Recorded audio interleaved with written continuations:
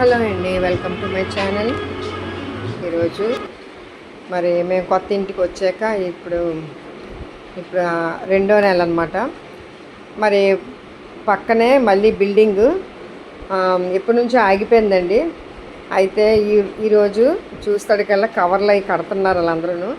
ఎందుకు అనేసి అడిగితే ఇదిగోండి బిల్డింగ్ అంతా కొట్టేస్తున్నాము, మరి ఆ డస్ట్ అంతా కూడా మరి చుట్టుపక్కల వాళ్ళకి వెళ్తుంది కదా, అందుకే కవర్లు కడుతున్నామని చెప్పి అన్నారు. చూసారు కదా, ఎక్కడికి వెళ్ళినా డస్ట్ అనేది తప్పదు. ఇల్లులు కట్టుకుంటారు, ఇరగొడతారు, మళ్ళీ కట్టుకుంటారు, ఇవన్నీ మామూలే.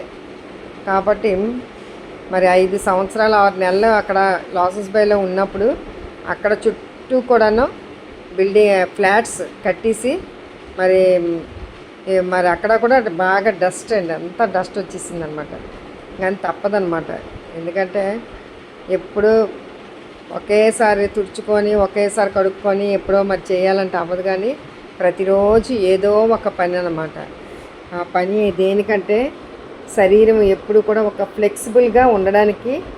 మరి అది దైవ నిర్ణయం, ఇంకా అంతకన్నా నేను చెప్పలేనండి. ఇదిగోండి చూశారు కదా, థ్యాంక్ యూ.